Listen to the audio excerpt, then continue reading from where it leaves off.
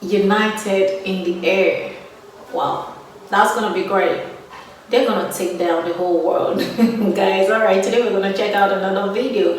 This one is about the rise of the Nordic Air Force. Okay, welcome back again. I am Loren. If you're new, thank you so much for tuning in. Don't forget to give this video a like, share, and subscribe for more of my videos. Please don't hesitate to put what you think about this video right down the comment section, and please, if there's a video you would want me to check out, please, I will gladly do so. Thank you so much.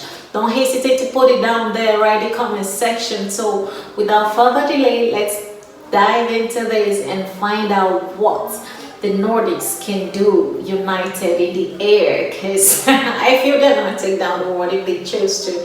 All right, let's do this. In order to save my voice a little this week, as I'm struggling with an infection, I've enlisted the help of my good Norwegian friend, Magnus, for the voiceover on this video.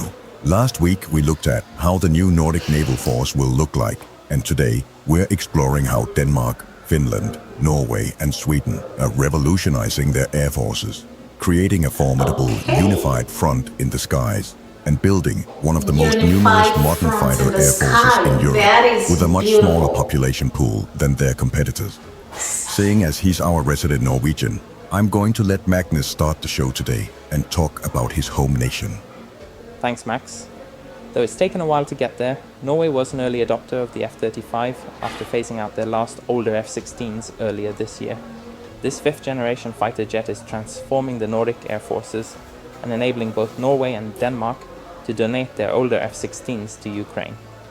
In this regard, Norway is leading the pack, having already received 40 of its planned 52 F-35s and being one of the early adopters of the aircraft.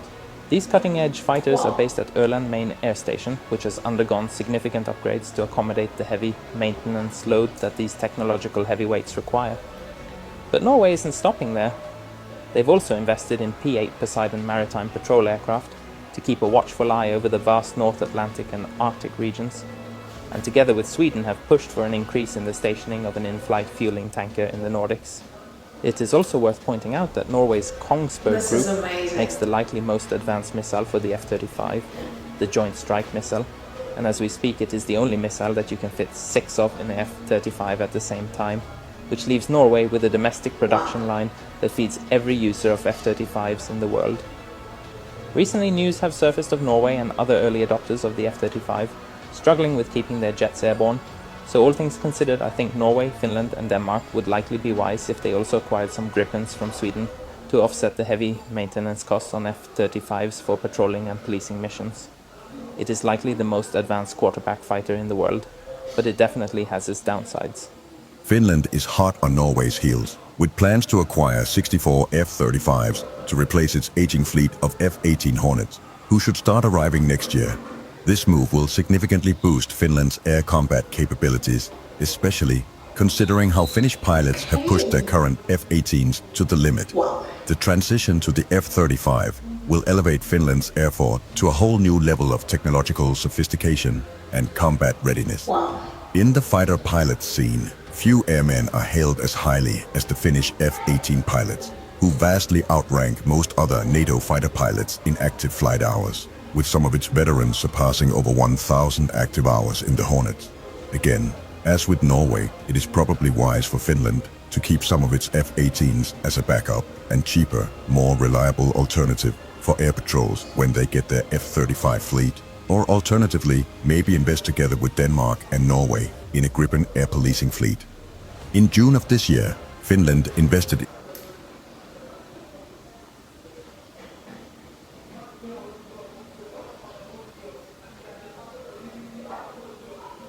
the pilots in active flight hours, with some of its veterans surpassing over 1,000 active hours in the Hornets. Again, as with Norway, it is probably wise for Finland to keep some of its F-18s as a backup and cheaper, more reliable alternative for air patrols when they get their F-35 fleet, or alternatively, maybe invest together with Denmark and Norway in a Gripen air policing fleet. In June of this year, Finland invested in 2 new surveillance aircraft to replace its aging Dorniers. These will be delivered by Bombardier and are due to arrive in 2026. Again, as we've spoken about before, I think it would likely have been wiser to go for a Saab surveillance variant in this regard, but Finland probably has a good reason to go for the Bombardier. Denmark, not to be left behind, is also joining the F-35 club. They're set to receive a total of 27 of the F-35. 27 jets might sound like little for Denmark, considering the massive airspace that its jets will have to cover when you account for Greenland and the Faroe Islands, which is why many Danish Air Force veterans have been quite vocal about acquiring a backup to the F-35, something like the Gripen from Sweden or F-50 Fighting Eagle from South Korea. Seeing as I think that all the Nordic nations should help Sweden with their in-house fighter program, my choice would be the Gripen. Maintenance, training and support can be done a stone's throw from Denmark with the Gripen, while the FA-50's closest adopter will be Poland. Sweden, with its legacy of homemade air power, is taking a different approach. While not adopting the F-35, they're doubling down on their homegrown champion, the Saab JAS 39 Gripen. The Swedish Air Force is upgrading its Gripen C and D models and introducing the cutting-edge Gripen E. With plans for 60 Gripen E, Sweden is ensuring its Air Force remains a force to be reckoned with. The Gripen's ability to operate from dispersed bases, including highways, gives Sweden a unique tactical advantage. Sweden's overall plan seems to be to have 60 or more Model E and another 100 Model C and D with updated electronics in backup, making it the second largest fighter air force per capita in NATO, only beaten to the top by the Greek, who have a lot of older Phantoms and Mirages still active. But it's not just about the fighter jets. Complementing their fighter fleet, Sweden is also upgrading its already impressive surveillance fleet with the Saab GlobalEye aircraft, providing crucial surveillance and control capabilities. In fact, Sweden has recently demonstrated its commitment to regional security by donating 2 of their older AWACS aircraft to Ukraine, highlighting the system's effectiveness with operating with any allied aircraft, and Sweden's role in supporting allied nations. Speaking of cooperation, let's talk about how these air forces are coming together. The Nordic countries have established the Nordic Defense Cooperation, or NORDEFCO framework, which includes regular joint exercises and training. By combining the stealth and advanced sensor capabilities of the F-35 with the electronic warfare prowess and meteor missile system of the Gripen, this coalition aims to create a formidable aerial force. The F-35, with its sophisticated sensors and connectivity, will serve as the quarterback in the skies, capable of detecting threats at great distances and coordinating complex missions. Its ability to gather and distribute critical battlefield information enhances the effectiveness of all participating aircraft, including the Gripens, who in of themselves are essentially really advanced battlefield computers, which can engage targets given to it by other entities without turning on its radar. On the other hand, the Gripen's strength in electronic warfare allow it to disrupt enemy radar and communications, effectively blinding and confusing adversaries while protecting allied forces. Additionally, the Gripen's integration of the meteor missile, known for its long range and precision, complements the F-35's strike capabilities, ensuring air dominance in engagements. This synergistic approach not only maximizes the strength of both aircraft, but also significantly enhances the strategic flexibility and defensive capabilities of the Nordic nations. The result is a more robust, responsive, and technologically advanced air defense posture, capable of safeguarding the skies over the Nordic region against evolving threats. The concept of operating as one goes beyond just exercises. The Nordic countries are working on establishing a unified air policing network, allowing them to respond collectively to any incursions into Nordic airspace. This includes shared early warning systems and coordinated quick reaction alert procedures. Key to this unified approach are the strategic air bases spread across the Nordic region. In Norway, Evenes Air Station in the north and Åland in the central part of the country serve as the main hubs for F-35 operations. Finland's Rovaniemi Air Base, located near the Arctic Circle, plays a crucial role in securing the northern flank. In Sweden, Luleå-Kallax Air Base in the north and Ronneby Air Base in the south are vital for Gripen operations. Denmark's Skrydstrup Air Base will be the home of their F-35 fleet. Denmark's Skrydstrup Air Base will be the home of their F-35 fleet. These bases are undergoing significant upgrades to support the new aircraft, and enhance their capability to host allied forces. Hardened aircraft shelters, improved runways, and advanced maintenance facilities are being constructed to ensure the Nordic Air Forces can operate effectively in any condition. It is also worth pointing out that Finland will likely adopt a much more dispersed airbase tactic than the other three, and that Denmark is also likely going to deploy some aircraft to the now renamed Thule Air Base in Greenland. But aircraft and bases are nothing without the people who operate them. All Nordic countries are increasing their Air Force personnel numbers. Norway, for example, is looking to add about 500 new positions to support its F-35 and P-8 fleets.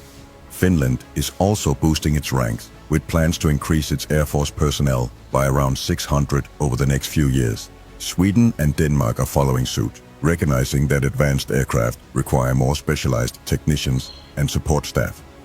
Training is also getting a major boost. The Nordic countries are investing heavily in advanced simulators and virtual reality training systems.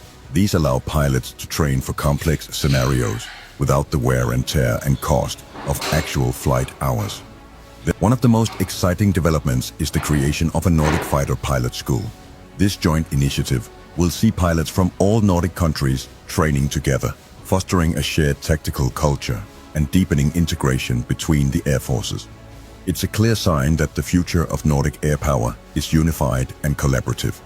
But it's not just about the fighter pilots. The Nordic Air Forces are also focusing on specializations like electronic warfare, space operations, and unmanned aerial systems. Sweden, for instance, is developing its own high-altitude pseudo-satellite program, which could revolutionize surveillance and communication capabilities in the high north. So how does the Nordic Air Force stack up against its competitors?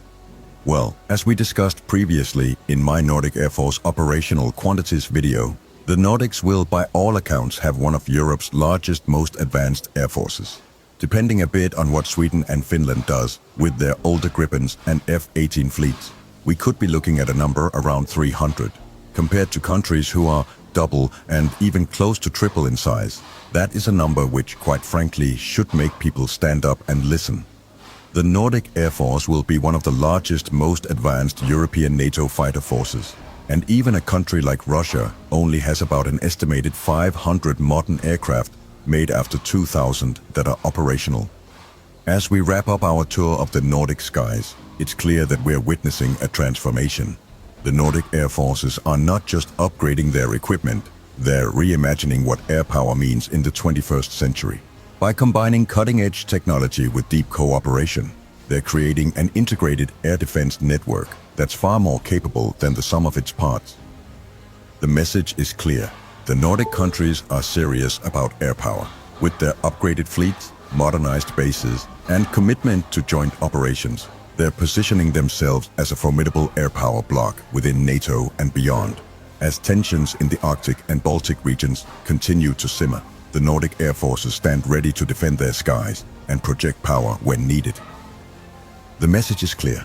The Nordic countries are serious about air power. With their upgraded fleets, modernized bases, and commitment to joint operations, they're positioning themselves as a formidable air power bloc within NATO and beyond. As tensions in the Arctic and Baltic regions continue to simmer, the Nordic Air Forces stand ready to defend their skies and project power when needed. I'd love to hear your feedback, so please let me know in the comments below what you thought of our video on the Nordic Air Forces. If you liked the video, we'd be very pleased if you hit that like button. It really helps us out. Have a good one, folks.